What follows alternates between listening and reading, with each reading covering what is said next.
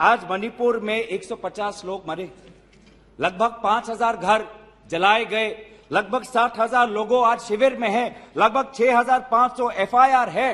और मुख्यमंत्री, प्रदेश के मुख्यमंत्री होने के नाते जो एक संवाद का वातावरण बनाना चाहिए था, जो एक शांति, अमन और सद्भावना का एक वातावरण जो बनाना चाहिए था, आज उन्होंने सिर्फ मई महीने से नहीं, पिछले 2-3 सालों से ऐसे कुछ भड़काऊ उन्होंने कदम लिए हैं जो आज समाज के बीच में तनाव पैदा हो गया है। गौरव, तुम्हार साहसी कण्ठ आमार कानत बाजी থাকে। যেতিয়া আমাৰ ভগ্নীসকলৰ হত্যাত আঘাত আহিছিল, তুমি মাথোন মাতিছিলা।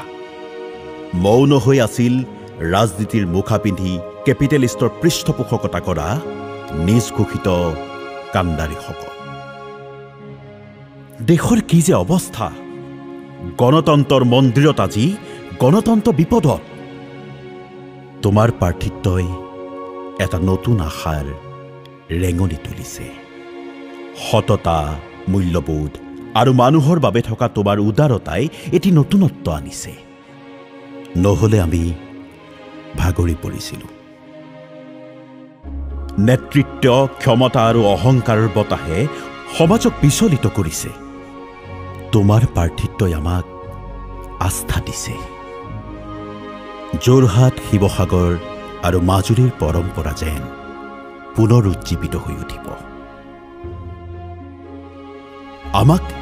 আমাক যোগ্য প্ৰতিনিধি লাগে, নেলাগে অহংকাৰত অন্ধ হৈ মানুহক উপলুঙা কৰা নেতাবোৰ। কাৰণ আমাৰো মৰ্যাদা আছে। টকাৰে কিনিব পাৰি জানো সকলোবোৰ? আৰু স্মৃতিবোৰ কি হ'ব? জাতীয়তাবাদী আছিল তোমাৰ পিতৃ। সেইবাবে হয়তো সেই ফিয়েট গাড়ীখনত আন্দোলনৰ নেতাসকলক লৈ দিল্লীৰ চৰকাৰী নেতৃত্বৰ ওচৰলৈ গৈছিল ঐতিহাসিক চুক্তিৰ কথা পাতিবলৈ।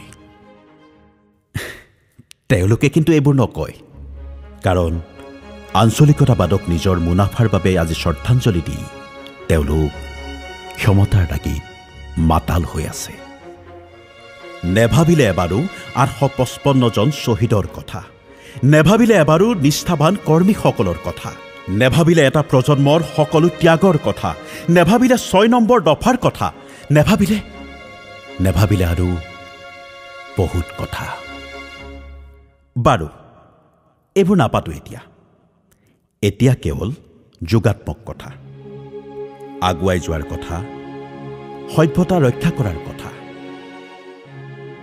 তোমাৰ দেউতাই সকলো জাতি আৰু জনগোষ্ঠীৰ লোকক লগত লৈ সমন্বয় আৰু মৰমেৰে গঢ়ি যোৱা আমাৰ অসম নামৰ ঘৰখন ভাঙিব আমি নিদিওঁ।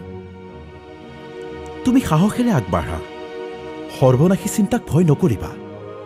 আমি তোমাৰ লগত আছো। গৌৰৱ, তুমি জিকিবা। ৰাইজৰ সঁহাৰি আৰু মৰম আছে চাৰিওপিনে। যুৱ প্ৰজন্মৰ পৰা জ্যেষ্ঠসকললৈকে জাতি, বৰ্ণ, ধৰ্ম নিৰ্বিশেষে সকলো ওলাই আহি তোমাক যোৰহাটৰ সাংসদ কৰি তুলিব। তুমি কেৱল জিকাৰ পাছত জয় আই অসম বুলি ক'বা। অসমৰ সত্তা পুনৰ জীৱিত হৈ উঠিব এটা সোণালী যুগৰ বাবে। আমি হেঁপাহ আৰু আনন্দ চিঞৰি উঠিম, গৌৰৱ গগৈ জিন্দাবাদ। আৰু গণতন্ত্ৰৰ মন্দিৰত তুমি আকৌ এবাৰ কৈ উঠিবা, মাননীয় অধ্যক্ষ মহোদয়, মই গৌৰৱ গগৈয়ে কৈছোঁ, সদনৰ এই পবিত্ৰ মজিয়াত মই যোৰহাট লোকসভা সমষ্টিৰ উন্নয়নৰ জ্ঞাতাৰ্থে ক'ব বিচাৰিছোঁ,